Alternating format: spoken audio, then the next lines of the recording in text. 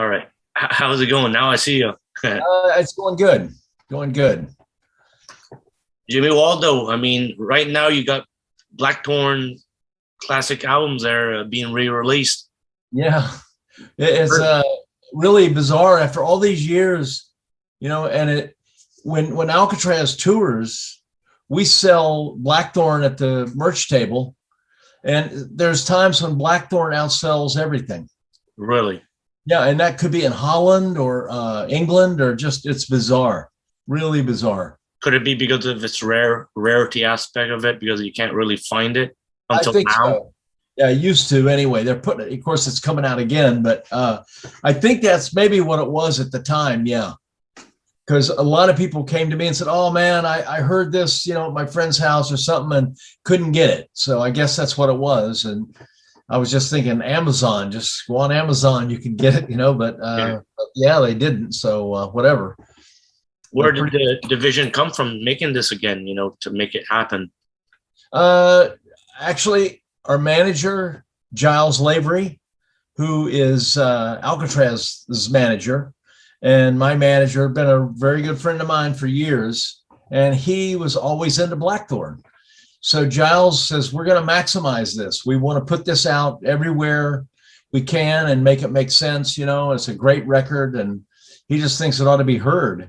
So Giles put this together to get it re-released. And then also you're featuring demos on it and, extra stuff. So that's special too. People were getting little bits and pieces of, Yeah. part of the band.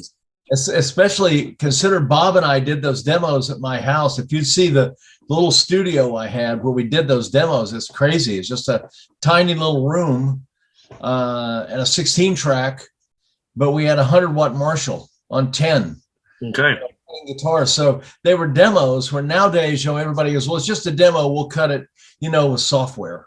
It doesn't matter about the guitar. But back in those days, we were like, we're cutting guitar. It's going to be a Marshall. And it was cranked. That it was so loud. And I had a condo and my neighbors loved what I did. So fortunately they put up with it. But my wife would just go out for the afternoon. She's like, okay, you guys are cutting guitars. I'm out of here. Because it's so loud.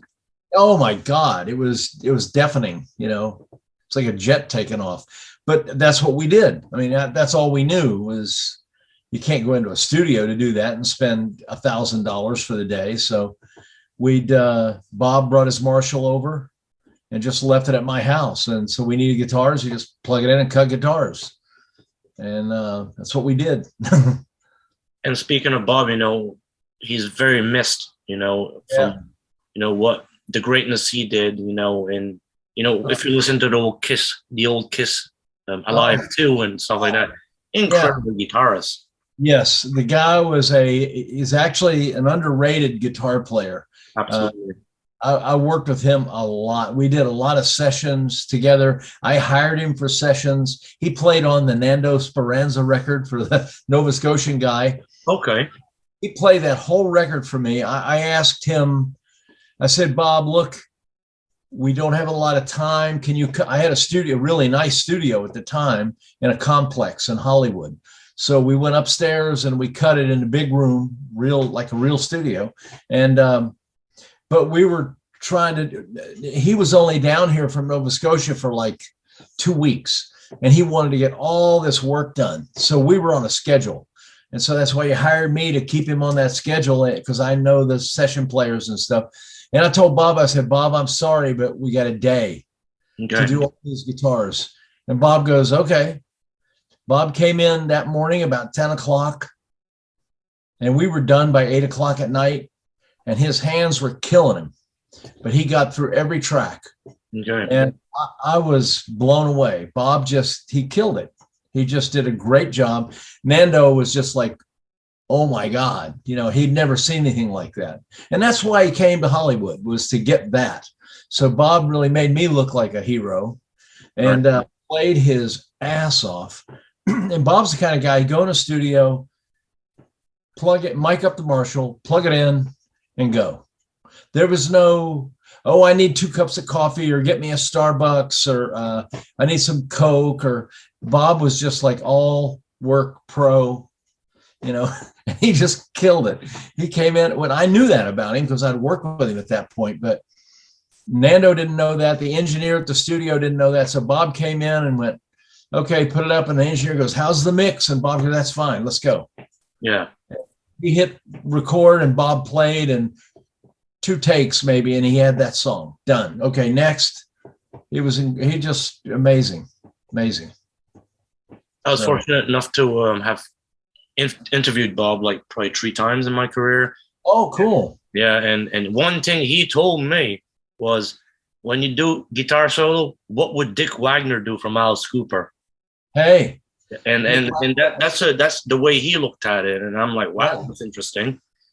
Dick Wagner, I know Dick, and I worked with Dick a little bit. I knew him, and I get it. I get what Bob's saying. Bob was a big fan of his, and Dick was he was that kind of guitar player. He just came in and he just right off the top of his head could play stuff, and just you'd be like, God, that's perfect. And he'd go, yeah, okay, cool.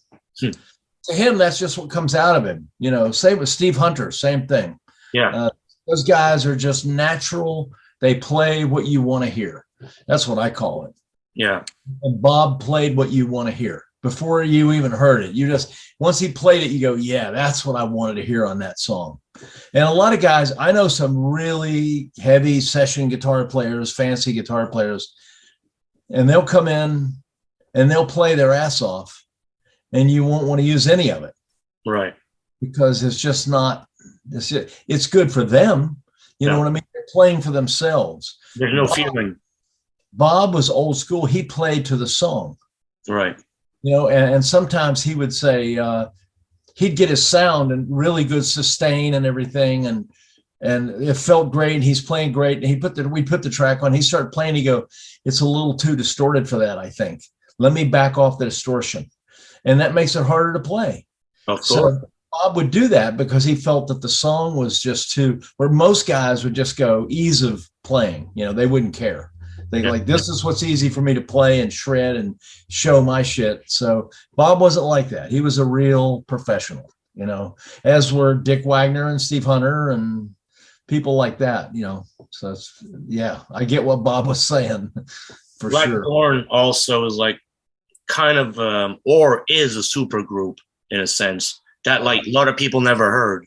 Right. I mean, when you look at all the members, I mean, Alcatrazz, you know, Frankie Benali, you know, Bob, Chuck, you know, it's and Graham, you know, you guys touched every little, not little band, but every band, you know, in an aspect, you know.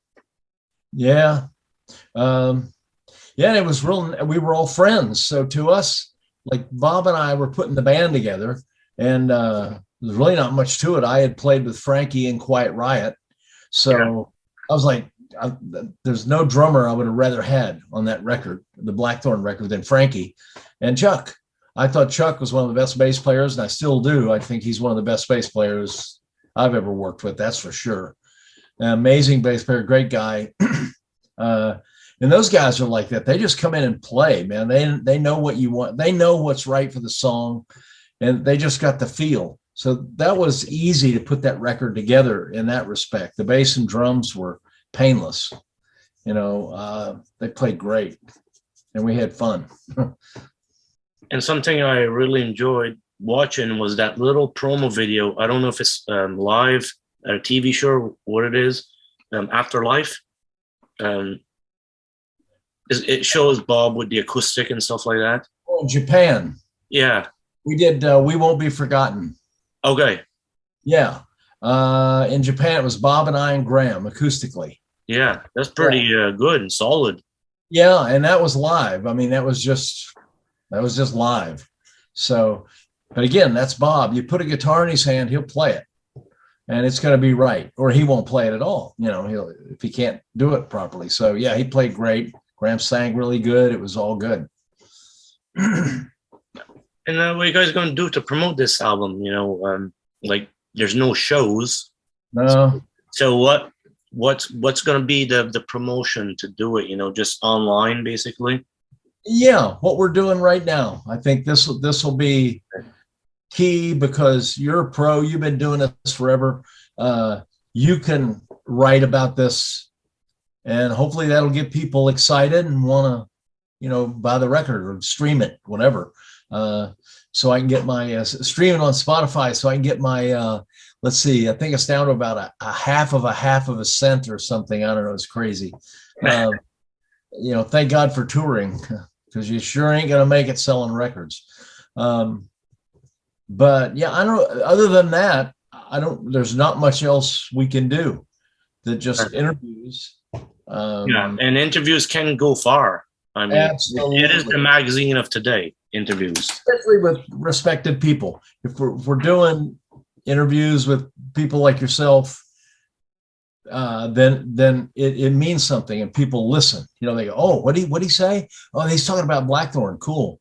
And I have a couple of friends that are trying to get into the business that way, and they do blogs, and they try to do a little show, but they don't know the right questions to ask, and they get caught up in the wrong direction with an artist or something, and they just don't have it. They're not professional about it, and I'm trying to help them. I don't know that's not my gig, so I don't really know what to tell them other than just really think about what you're doing and write it out, and just imagine what would be interesting to people and things like that. And they don't get that. They're more coming at it as a fan. I said, think about the public, I mean, you're a fan, that's great, but you got to think about what is everybody else going to be interested in this band. Like the question you're asking, I can see people would be interested in these things. They're not just, you do have to approach it that way that, right. I don't know nothing. And let's say, what do I need to know is what the people need to know. It's kind of the way you do it in an interview, I guess. Sometimes. I'd be terrible at it. I can tell you that. Wow. I'd be really bad. I'm sure Mr. Waldo has been interviewed plenty of times and wouldn't know how to do somewhat great interviews. Well, I would hope at this point. Yeah. I got a big mouth. I like to talk, and I love music. So, and I'm proud of the stuff I've done. I've never done a record that I wasn't proud of. Some I like better than others, but that Blackthorne record, that and Disturbing the Peace, and the first New England album. Okay. Those are my favorites. Those 3 albums right there. I like the first No Parole from Rock and Roll. I think I'm very proud of that. That's a great record. But as far as to sit down and listen, I would rather listen to Disturbing the Peace. Okay. The second album. And then the Blackthorne record. I think that's a great record. Great songs. Bob and I killed ourselves about the songs. That's what we spent all the time, was writing and then not accepting our own material. We'd write something, we think, that's really cool. We get together the next day, and then we go, yeah, it's okay. We'll put that one aside and we'll wait. And then we heard We Won't Be Forgotten, which was written by Bruce Kulick and Paul Taylor and Bob. And Bob had kind of forgotten about it. And so about halfway through, Bob says, hey, there's this song that we wrote. And he played us their demo. And I was like, oh my God, that's amazing. I didn't write it. But it was a great song and it fit the band perfect. So it's all about the songs. And that album had a lot of great songs. Speaking about Bruce Kulick, I do see on Discogs that Bruce did appear on the album as well. Yes. And he played, I think he played bass on a song, and he played some guitar with Bob on a song. Okay. Bruce was there doing the demos. So he was at my house a lot and we're doing demos. So I can't remember what he actually played, because some of the demo guitars we would take in the studio. We would transfer to 24 track. Right. Use as a guide. So sometimes some of that ended up, like if Bob did a slide thing, I think, on a song, and we used some of that slide from the demo and stuff like that. So Bruce may have been part of that. I can't remember, but we were working together a lot. So, and let's say, going for those demos that you you found, or who found them, or was it just common knowledge? I had them. I had all the original tapes in my garage in LA, and I live in Chicago now. So about 2 years ago, around 2 years ago, maybe a little bit before that, Giles Lavery, our manager, we were in LA working on an Alcatrazz record, and Giles was staying with me. And I opened my garage one day, and it was a mess. I mean, there were road cases and washer and dryer in there. It was a mess. And Giles was looking around. He goes, "Well, is there any old tapes in here?" And I said, "Oh, God, I don't know. Maybe in that box." And Giles spent the whole day going through the box. And I go, "What's this? What's this?" And I go, "What? Oh, I don't know." And he comes back in the house into my little studio with a whole box of tapes. And he goes, This is amazing. This is old Blackthorne demos and stuff." And I said, "Oh, really? Oh, I didn't even think about it." So I give him the credit for that. And he and I picked through it. And there was like 3 or 4 versions of some of the songs, and some weren't quite finished or whatever. So we picked the best ones, the ones the most complete. And didn't care so much about the recording quality. It was more about the song, like make sure that the song is intact, with vocal or something. So Giles is the one that found them all. Thank God managers know what they're doing. I had hung on to everything. I had hung on to everything I've ever done. About 99% of everything I've ever done, but I'm not organized. It's just in a box somewhere. Okay. So Giles continued to go through stuff. We cleaned up everything, got it all transferred to digital. And then I threw away a bunch of old cassettes and things. Didn't need them anymore. But I was shocked at some of the stuff. New England stuff that I didn't even know existed. Incredible tapes. So technically in the future, you might be re-releasing some stuff from New England as well? We did. Cherry Red put out a compilation thing of about, 40, 50 songs. And those were rehearsal tapes. Okay. A lot of that was rehearsal tapes. And that's exactly what that was. That came out of that garage, and Gary Shea, the bass player, had recorded it. So Gary had copies of stuff that nobody had. I had copies of things that nobody had. And Giles was going through them meticulously. He spent days picking through, again, 3 versions of this, 5 versions of this. And he'd find a half of a song on a cassette that had been recorded, and he wouldn't stop until he found the whole song somewhere. Okay. And he was looking at cassettes that the label didn't make any sense, and he would listen to them from top to bottom anyway. So it was kind of crazy. But it all came out of the garage. He's like the librarian of music. He knows how to find the stuff.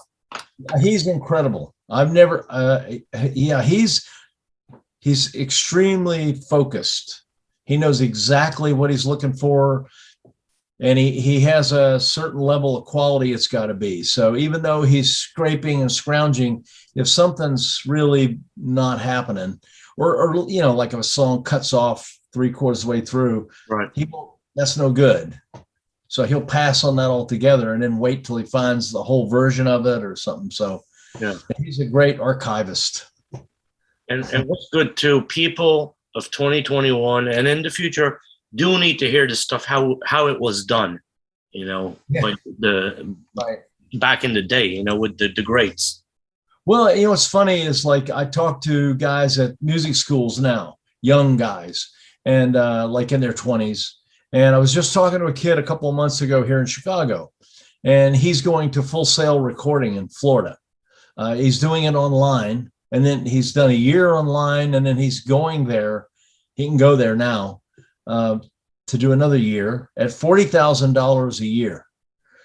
And we were talking, and he wants to be a producer, a rock engineer producer.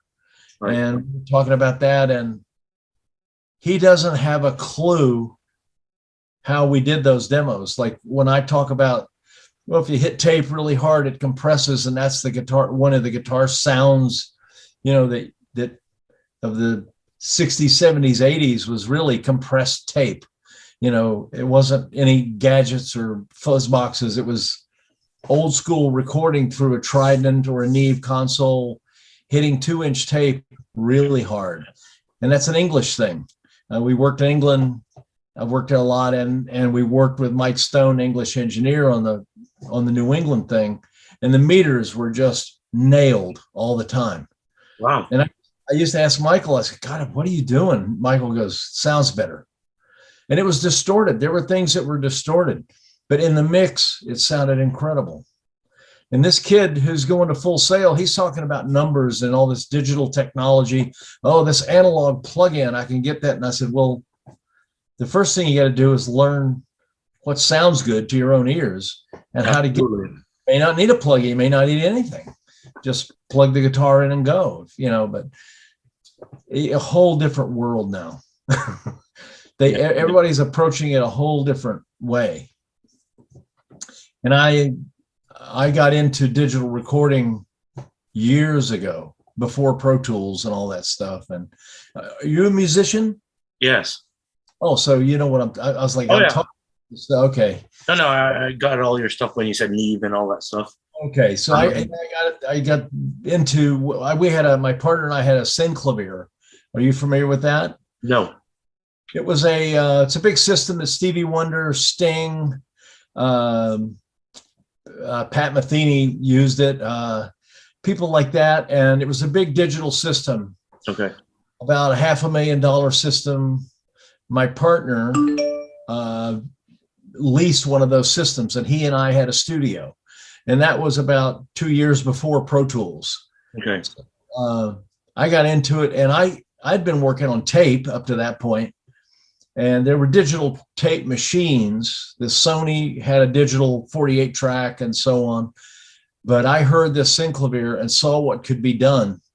And that did it for me. I never wanted to see tape again. I was a convert. So I started a long time ago. And so I see guys now just getting into it. And they don't even know what tape is. They've never seen it. This kid had never seen a reel of 2-inch tape. Yeah. He'd never seen a Neve board, or he didn't know how Led Zeppelin recorded guitars, or had no clue. And I asked him, I said, well, how do you think Jimmy Page recorded his guitar? He goes, oh, I don't know. He really didn't have a clue. I said, so my advice to all those bands, and I produced a bunch of those bands that you'll never hear of, and I say, you guys need to do your homework. Like I've worked with drummers that don't know who John Bonham is. Wow. They literally don't even know who he was. And I go, well, John Bonham is a foundation for modern rock drumming. I said, there's no drummer out there that won't go, whoa, John Bonham. I love John, and these guys don't even know who he is. So I always tell them, the guitar players, that all these guys, you need to go back in time and listen to the greats and learn from them, or at least be familiar with their style or what they did, because they don't, all they know is Pro Tools can fix the problems and fix their pitch and fix their timing and all that, and I said, well, why don't you rehearse until you get it right? And then you don't need to fix anything. Play it right. Jimmy, I want to go back here for a minute, go back in the day with Alcatrazz, live in Japan. Yngwie Malmsteen breaks a string on live. Right. There's video of this, and I mean, there's no note missing. He's just ripping it perfectly. How was it playing with a guy like that, back when he was young? Crazy. That guy was a genius. He is, and he was. I first heard Yngwie with Steeler. Yeah. In Hollywood. I didn't know who he was. Nobody knew who he was. And I was on Sunset Strip looking for a club. I wanted to go and see some live music. And I walked in and heard Steeler with Yngwie. And it was terrible. It was just this noise, just awful loud noise. Okay. And Yngwie was just shredding over everything. So I didn't know who he was. He didn't impress me. I was just like, oh, get me out of here. And then about a year and a half later, at this audition, they said, oh, we're going to get this kid's going to come in. And I'm like, yeah, okay, great. Bring him in. And he came in and he was amazing at the audition. And then he and I talked. And I asked him, I said, oh, you played in Steeler? And he goes, yeah. And I said, did you play in Steeler at the Roxy? Blah, blah, blah. And he goes, yeah, that was me. And he goes, it was horrible. And he admitted it. But yeah, he was incredible. That guy could think on his feet. I mean, break a string. He could have broken 3 strings and he would have still blown people's minds. He would have manipulated the last strings in tune and gotten through it until he got a second guitar. And still you would have gone, whoa, you know, at his playing. Some people are like that, you know. And for you to accompany him, you know, live, you know, your parts, I'm sure that was a mission and a half.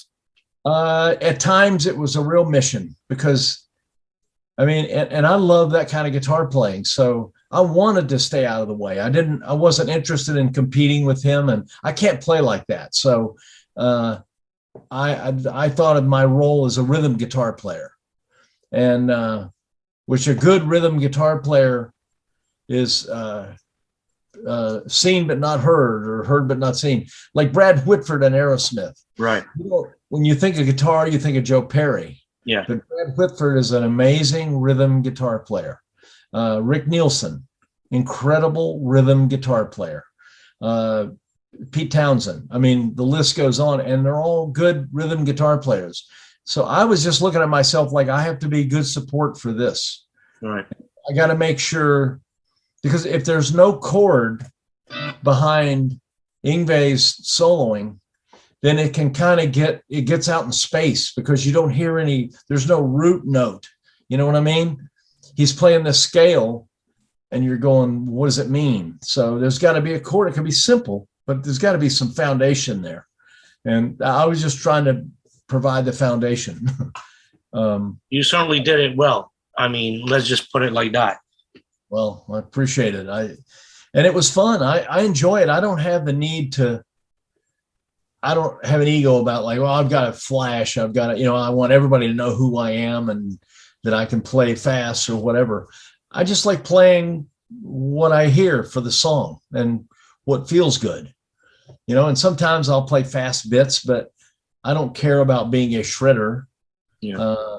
And playing with Joe Stump now, Joe is like an Yngwie. Joe can play like that. And, but same thing. I always look at my role with Alcatrazz as support for that kind of playing. And then we play stuff together. There's a lot of that on this new record. We're playing unison lines together and stuff. But it's mostly whatever supports the guitar, because it's a guitar world. It's a guitar band. I know that. Okay. It's not a keyboard, you know, band. So, and that's fine. I don't have any problem with that. I'm happy doing what I do. I love doing what I do. I'm going to buy the premium version of this because it's worth it. Yeah, I bought it. We had a group meeting. Alcatrazz, we had a contest winner, a Facebook contest thing, and they won a 30-minute session with us to talk to us. Cool. And I knew there's no way in hell we're going to talk for 30 minutes. It's going to be an hour, you know. And so the record company didn't send me a link. So I panicked about 15 minutes before, and I bought the better version and got an account. So I sent everybody a link and the winner and everything. It was all good. And I knew the guy really well. That was the winner, actually, and from Boston. So it was ironic. But if I hadn't done that, nobody had it. Nobody knew what was going on. So, and we talked for an hour and a half. Okay. It was all of us. It was Doogie and me and Gary and Joe. We were all on for an hour and a half with Rob, this guy who I know very well. And it was great. We had a lot of fun, and it was good for us, the band, to talk. Right. Because Doogie's in Scotland and Gary's in Florida, and you know, it's crazy. So we'll go back on Alcatrazz and how you guys get to rehearse, because it's a crazy schedule there. Yeah, we got touring coming up in November, and the plan is to go to England about 10 days early. Okay. Close to where this festival, our first show's a festival. We're going to try to find a place close to that. and get a hotels and rehearse there and spend 10 days just rehearsing. That's the plan right now. So, and the COVID thing, it seems as long as you're vaccinated, you can go to England. You can go anywhere. So I guess we're all good. That's good. Yeah. And let's continue back. Let's go on Yngwie Malmsteen here for a minute. I mean, he's playing with Steelers. Doesn't sound good. I mean, first of all, why? Yeah, you're not sounding good, because whose decision was it to blast everything so loud and uncomprehendable? And he and I talked about it, and he said, "Oh yeah, that was terrible, terrible show." And I said, "Yeah, you guys were just too loud." And he said, "Yngwie played loud. I mean, Yngwie's got one volume kind of guy. He plugs into a Marshall and cranks it up, and that's him. But Yngwie plays with dynamics. Right. He's a very dynamic player, and he's a clean player. He doesn't use this overly distorted sound. So Steeler was just noise. And I attribute that to they're trying too hard. Mm-hmm. Bands like that where they're just trying too hard. And Yngwie, I think, was just shredding the whole time. I mean, Yngwie just turned his amp up and just was having fun, you know. But it didn't work for me. I didn't know who he was. So I was just like, this guitar player may have chops, but he's playing over everything. Right. And then once I talked to him and learned about Steeler, I understood what was going on. I understood why. But he never played like that in Alcatrazz. He was a very dynamic player. And it's a misconception that he plays these big long solos, and he didn't. On the record, in the songs, those songs were all like very set solo lengths, and we didn't extend them live. So Yngwie had his solo section that he did. There were a couple of those, but within the song, Yngwie always played to the song. Right. That's where he was like this old school, 18-year-old old school mentality guy, where the arrangement and the song. Right. Very as important. bad as he wanted to do his thing, he totally got it. That it's all about the song and the vocal, and you know, and he was very respectful of that. And it's so funny, people have this illusion that Yngwie just played everywhere. And I said, go listen to the record. And I've told people, I said, count the bars. Just count when he starts soloing, count the bars, and you'll see how short the solos really are. That's because he had a lot to say. Yngwie he was so melodic, he'd say it all. So give him 16 bars, man, and you'd get a book. Yeah, he'd write a song melodically, and that he is incredible. I mean, the guys, and we'd be on a tour bus, and we had these acoustic guitars, these Aria acoustics on the tour bus. They were kind of crap, but we'd be drinking, and Yngwie and I'd be up in that front lounge just drinking and, you know, talking, and he'd pick up one of those guitars and just start noodling. And I play guitar a little bit, so I'd pick up one and start playing a blues thing just for fun. I just playing like simple blues chords, and Yngwie went off and just played some of the best blues. I mean, just blow your mind. And he's ripping the strings off that thing, playing real good blues. If you close your eyes and you didn't know it was him, you'd say, this is like Stevie Ray Vaughan or somebody like that that's been playing blues their whole life. He had a feel for whatever it was musically. He could play anything. And he had no musical training. He doesn't read or write or anything, you know, but he just had natural ability. I've never seen anything like it. I mean, perfect pitch too. Yeah. I mean, because I'd bust him about being out of tune. I'd say, Yngwie, your Stratocasters are, the joke was, I'd say, your Stratocasters are pieces of shit. I said, you can't tune those guitars. They're stupid. And he would say, oh no, they're great, man, but then they don't tune. He goes, Richie Blackmore was never in tune, you know, and I go, oh, come on, you got to do better than that, you know. And so, because he used the whammy bar, and I'd bust him about that. And we'd have fun arguing about it, you know, like going on about it. But he knows. He said, yeah, I know my solo in this. He goes, yeah, it was so far that I couldn't even get the note. I couldn't bend the note up to where I wanted to because the thing had gone so bad out of tune. So he was very aware. He's got really good pitch, really good pitch. Out of tune or not, he knows it's out of tune, you know. Oh, yeah, absolutely. But, you know, the style that you can bend the chord and bring it kind of where you need to go. And the speed you would do it at. He could feel that. And with a scallop neck and his touch, he really had control of that thing. You know, are you a guitar player? Yeah. Played a scallop guitar before? Yeah, I got one actually. Oh, okay. So you know, you don't have to press down much. Yeah. And if the frets are good, you can move that chord around very easily, like not like on a normal guitar, you know, where it's rubbing on the wood sometimes or whatever. Yeah. And yeah, he'd massage it. That's what I call it. I have a session player, really good friend of mine I've been working with for 25 years. Tim Pierce. Do you know Tim Pierce, who he is? He's a session guy in LA, and he plays with everybody. I mean, he played on all the Goo Goo Dolls records, and he plays on Faith Hill's records. And I mean, the guy's just around, plays with everybody. Tim would take a guitar, and the guy I was producing, we would use Tim. So we'd go to Tim's studio, and Michael, the guy I was producing, had a it's an SG. It was the year before they called them a year before they called them SGs. Okay. Les Paul. Yeah. Like an SG. But it had a big speed vibrato on it.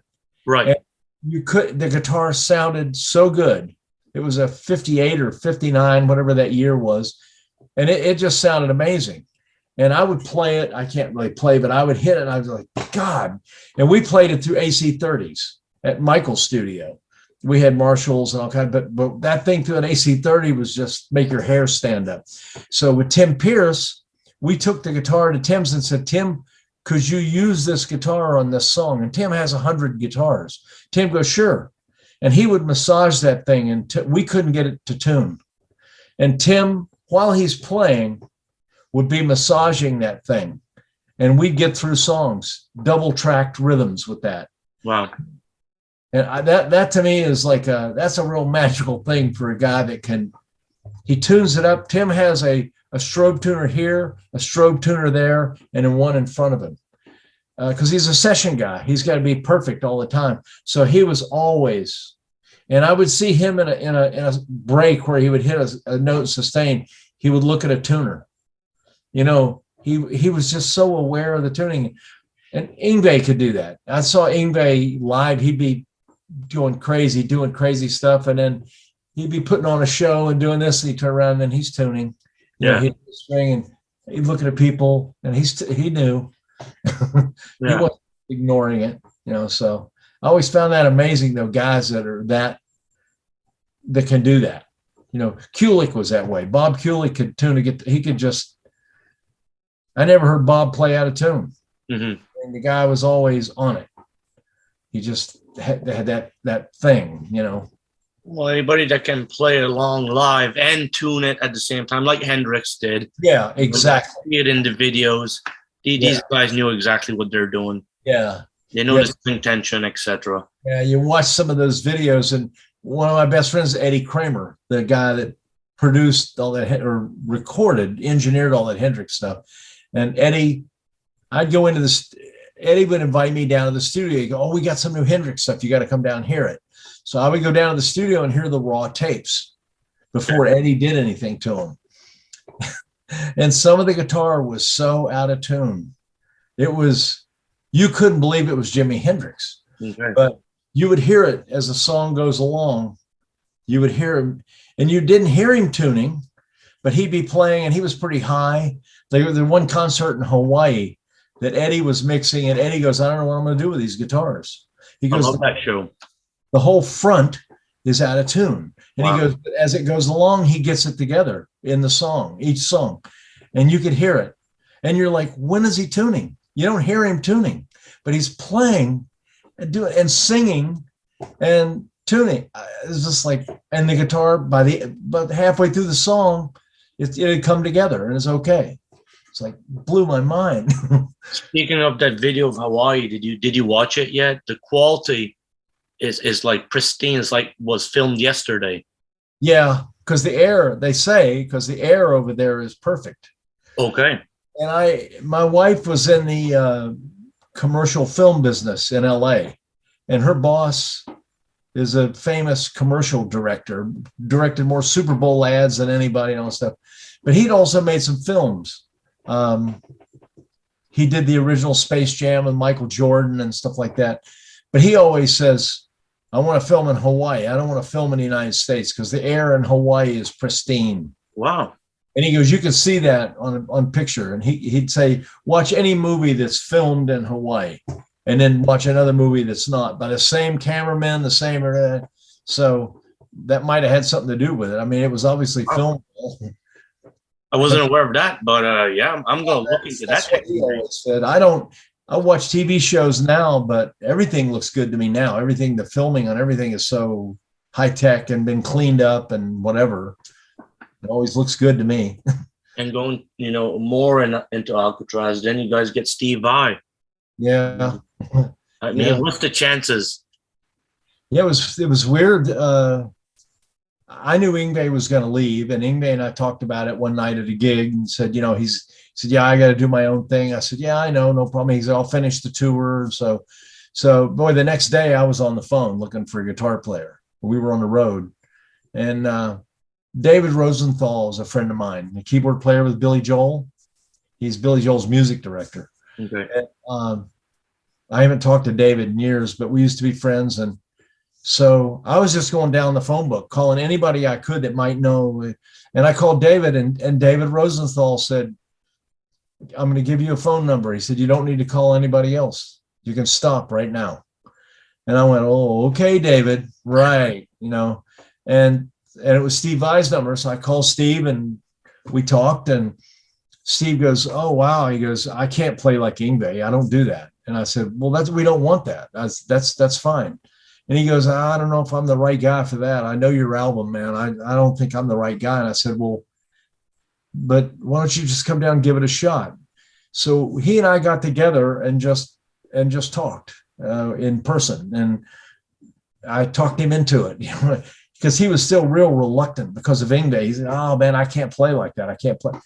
And I kept saying, we don't want you to. Right. So we set up an audition, and Steve came down. And two guys that day, Chris and Pelletieri and Steve. Wow, okay. Chris played. I'd met with Chris a couple of times. Now, Chris, different story. Chris was itching to play the Yngwie stuff because Chris can play it. Yeah. And he could at the time. So he played first, and it was great. He just played his ass off. And then Steve played. And what I liked about Steve was Steve played with this reckless abandon. Steve just went, he was like playing guitar like it was the last time he was ever going to play guitar. Wow. For an audition with a kind of an unknown band, I mean, we weren't like Metallica. Yeah. And he played his ass off. And he played the Alcatrazz songs. He played some of the stuff that Yngwie played. He could obviously play that. He doesn't go there, but he can. But my God, he put such a spin on it. He did such a great job of interpreting the song from top to bottom. Not, forget the solo. It was just, I just loved it because he played his heart out, and there was just, I mean, there was, he was just ripping the strings off the guitar. I just like that attitude. And he really, he brought something to those songs. It's hard to explain what it was, but he just brought something to those songs. And Chris played them note for note perfect. Right. Which was great. And I love Chris to death. I love his playing. I love his writing and everything about him. But I don't know, Steve just captured us that day. So we took him, and the rest is history. There was a moment, when we first started putting material together, he was what I call, he went a little Zappa on us. And there was some tricky bits.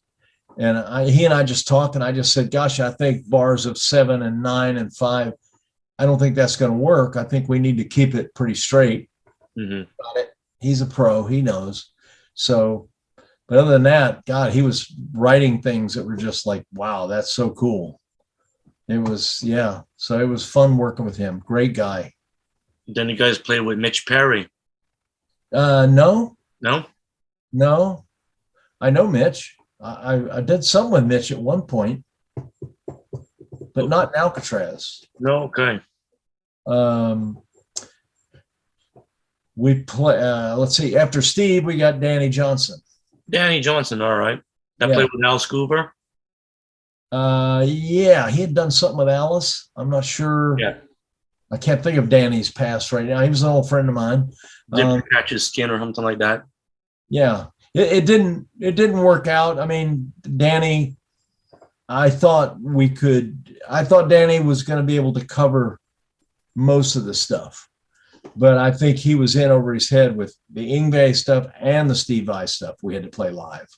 And Danny, that's just not Danny. He's not that kind of guitar player. Great guitar player, but not that guy.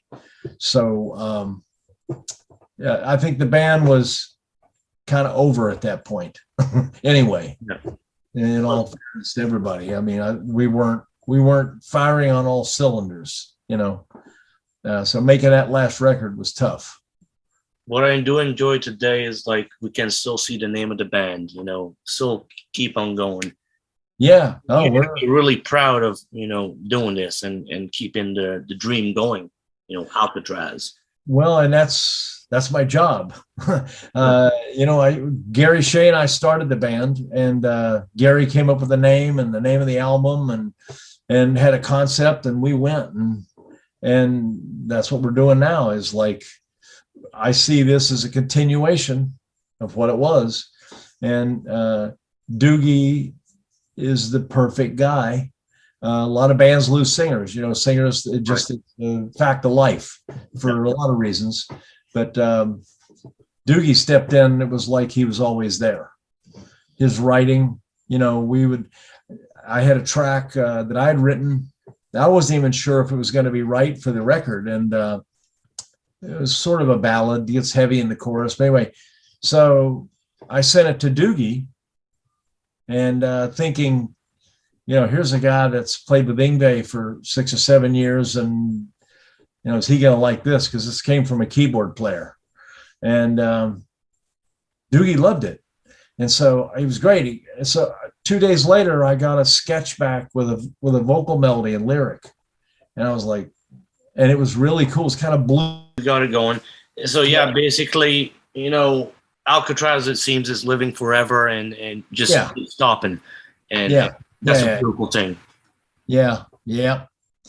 Doogie's a perfect guy, and Joe Stump is the same thing with Joe. He's the greatest guy, easy to work with, a real pro, and an amazing player. And the one thing that Joe does that I like also is he plays with that fire, like live. He's not worried about the details. You know, Joe plays his ass off, and he can play all that stuff. He plays the Yngwie stuff almost note for note. But he really plays it with aggressiveness, you know, and I love that. I like that aggressive guitar thing. We auditioned a couple of guys in the last couple of years before Joe that were really good players. I mean, excellent players. And they played one guy walked in and played some of the Alcatrazz stuff note for note. I mean, he nailed it. His tone was great and nice guy, but it was like a machine. It was just like we were hearing a sequencer play it off a keyboard or something. And he played us some of his songs, and they were very sterile and no vibe at all. And his guitar playing was very predictable. You know, you knew what he was going to do. And just a couple of guys like that. So I was like, yeah, they can play it, but we're just going to be a karaoke band if we do that. These guys are going to come out there and just, you know. And Joe Stump is not like that at all. He's a different animal, and I love that. I love it about him. He's reckless. People do need to bring their own uniqueness to things, to make it more interesting, because copycats can only go so far. Yeah, it's like a lot of people recommended guitar players to us. They said, "Oh, you got to see this guy. Go to this YouTube thing and look at this kid play the solo to Hiroshima." And I would go and I would look at it, and you're looking at it, and he's playing it, and I'm like, he's in a room like, say, where you are now. He's not in a playing situation. He's got his guitar and he's playing through a little amp over in the corner or something. But it's not a studio. And you see posters of bands on the wall. He's what I call a bedroom guitar player. Okay. So I was like, okay. So some of those guys I got in touch with. And I said, well, can you send me some of your live stuff? Well, I don't have any live stuff. I said, well, you must have played somewhere. Well, my band played, down at the Village Hall last year at a St. Valentine's Day dance or something. I'm like, so you never toured or played? Or no, but I've learned this, man. I've really worked hard. Well, that's not going to work, Yeah. And that's what these guys were. They're what I call bedroom guitar players. They practice certain things and they've got it down. And I just did a record with a friend of mine, just finished it. And, he recommended this guitar player. And so this kid lives in South Carolina.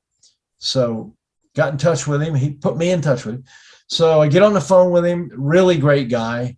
And he goes, well, I'm a big Van Halen fan. He said, but the stuff you want on this song, I know what you want. I can do it. Mm. So again, YouTube video, you see him playing Van Halen songs. And it's pretty impressive. Tone and everything, pretty impressive. So I sent him the track. And he was so appreciative. He was to get the chance. He's 35 years old, Oh, this is going to be great. This will be great. I'll put it on my resume, whatever. And again, have you done anything? No. You play local bands? Yeah, we do a Leonard Skinner tribute band on Friday nights down at the Moose Hall. Right. And I'm like, okay. So he played on the song and he had no clue. He played terrible on this thing. It sounded like some Eddie Van Halen machine that was trying to play this other song that we had. That was awful. And so he did a solo that was embarrassing. It was so bad. Mm-hmm. And it wasn't his chops. He just not mentality, So a lot of guys out there like that. And when we auditioned people for Alcatrazz, it was tough weeding through those because some people get excited and call you and say, I got the guy. I got the perfect guy. And they send you the YouTube, and then you tell them, well, that guy's not going to work. And they go, are you kidding? He plays so fast. I can't believe it. He can play fast. And well, it's not about playing fast. There's a lot more to it. And right. They just don't get it. At the end of the day, you do need stage time and, experience to go back to those Bob Kulicks and that come to the situation and just do it, and tune it up. It is. There's no replacing experience. Right. You can't fake that. You can't get the right clothes and the right haircut and walk into an audition and think you're going to get the gig. And I won't mention any names, but Alcatrazz auditioned a guy or two like that. And they had actually done some stuff, but they came in like they were dressed for a photo session. Okay. And so like, whoa, this guy's serious, and they just weren't happening. They just not good. Fighting with their sound, struggling with the sound. And we had a couple of rental amps there at a Marshall and something else. And they couldn't get their sound. And then they put their amp up and they couldn't get their sound. They're complaining and, problems. And then they finally get going and they look great. But they didn't have it together. Well, what we learned about people from Yngwie, like Yngwie Malmsteen, all them, any amps, doesn't matter. It's all in the fingers and the style. It's here and here, It's all in this thing. It's really got nothing to do with the guitar or the amp or anything. Yngwie could pick up a broom and play it, and you'd go, wow. Yeah. He's crazy. And Kulick was something like that. I mean, not the shredder, but Bob could pick up any guitar we would go into a music store or something, and Bob would see some stupid guitar and just Kill and Tay just pick it up and start playing. And it was Bob. It was Kulick. It didn't matter what the guitar was anymore. He just had this tone in him, you know, natural player. Yeah. And Yngwie was the extreme of that. Right. Yngwie could literally play anything with strings on it and make it sound good. He was just nuts. And like this interview is like, you know, very interesting because we're talking about guitar greats here. Let's go on your side of things for a minute, you know, keyboard and stuff like that.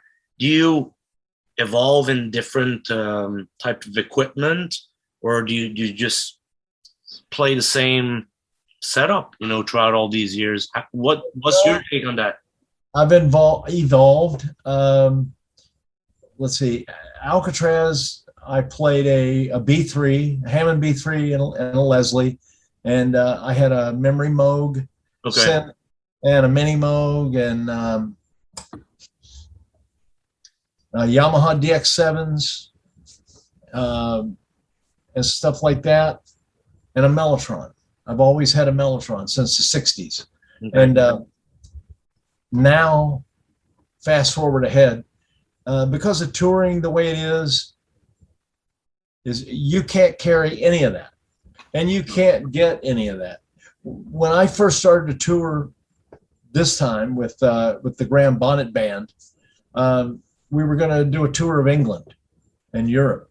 So I called England. I called a rental place over there that we were going to use for cymbals, only cymbals, rent some cymbals from it, and a wireless mic. So I called him, and I said, so can I get a Hammond, like I have one actually, an SK1, which is a single manual 61 note Hammond?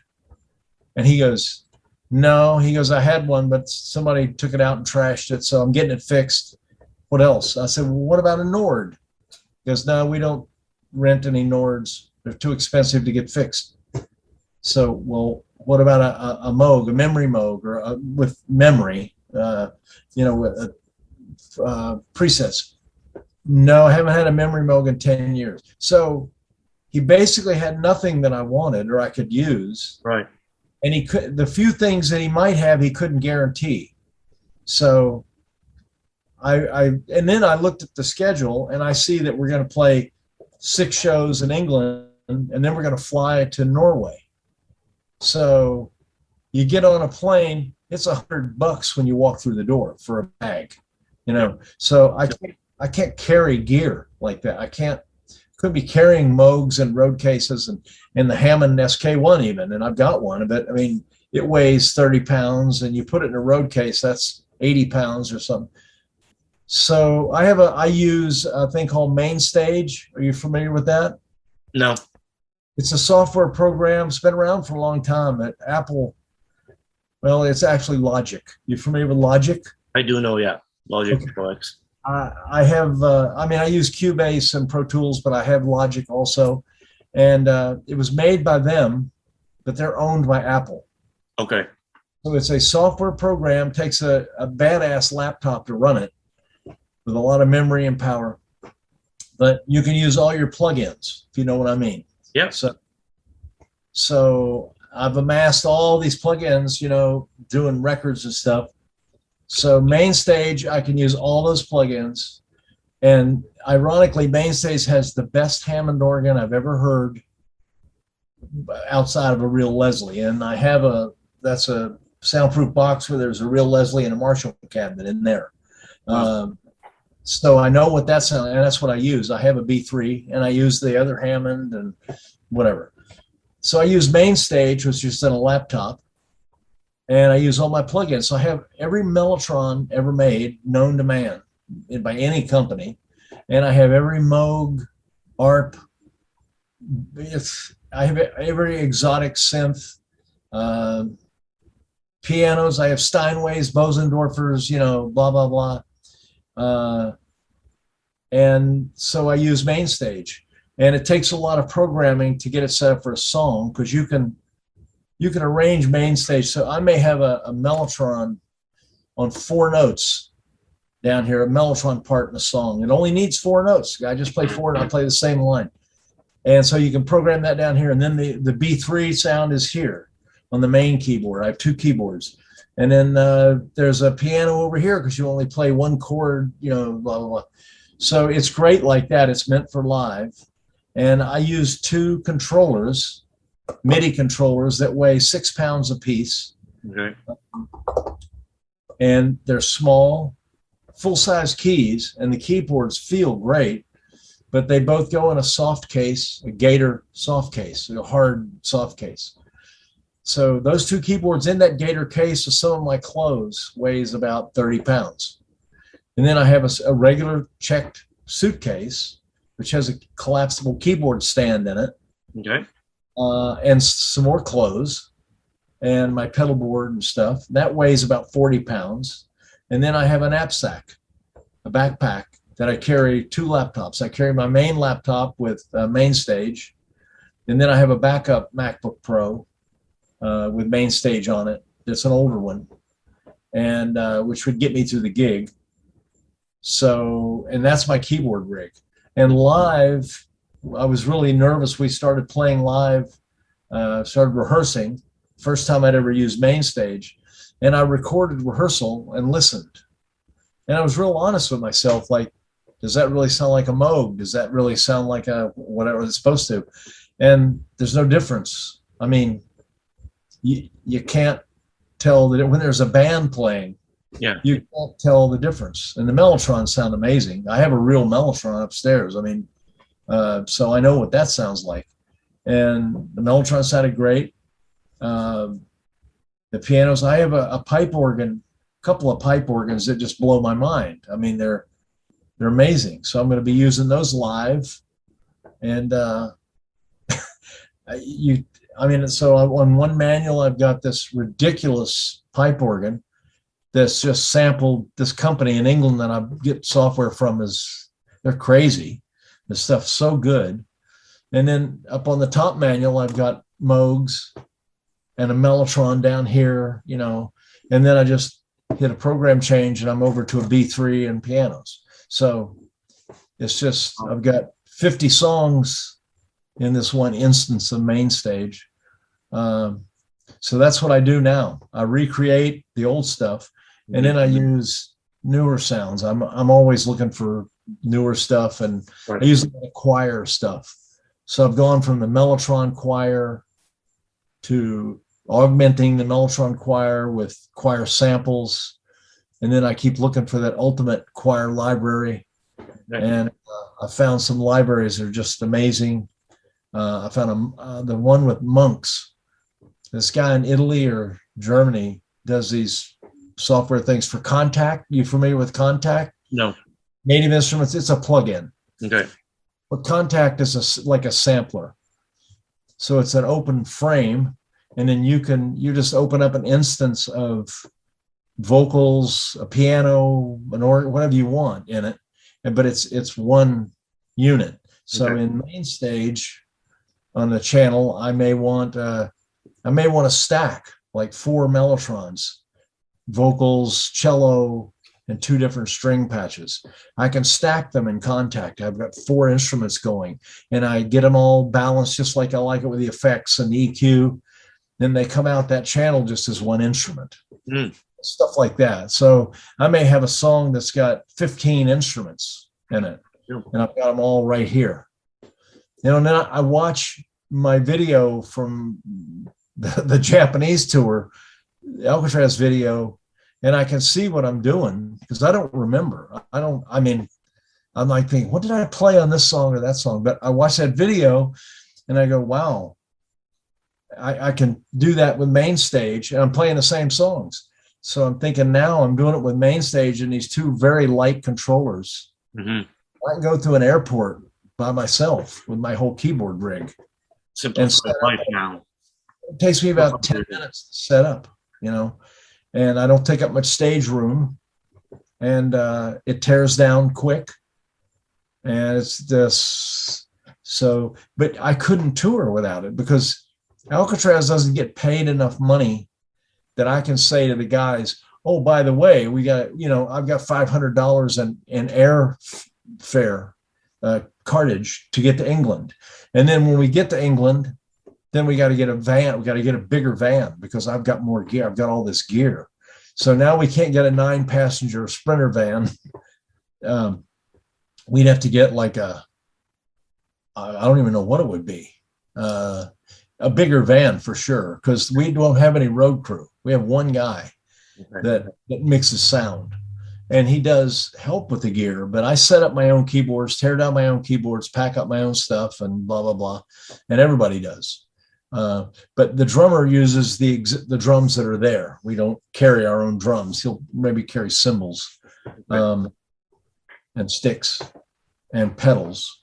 And Joe Stump brings 3 guitars and we ask for Marshalls. Yeah. And about 90% of the time he gets Marshalls, but we played in London, of all places, this really cool club, and he got a Black Star. Okay. And if it's a really good Black Star in good shape, it can be okay. This one was not. The tubes were funky, and you know what I'm talking about. It's like, wow, poor Joe. So he had to turn it down, because if you turned it up to the volume that you were happy, it sounded like just awful. So he turn it down a little bit. Maybe it wasn't working as hard. It sounded better. Mm-hmm. So he got through the gig, but that was no fun. So for me, I couldn't handle that. That would, as a keyboard player, trying to recreate these parts that I did on the albums live and not knowing what gear I'm going to, no way. Yeah. I made up my mind to do it this way, and it works great.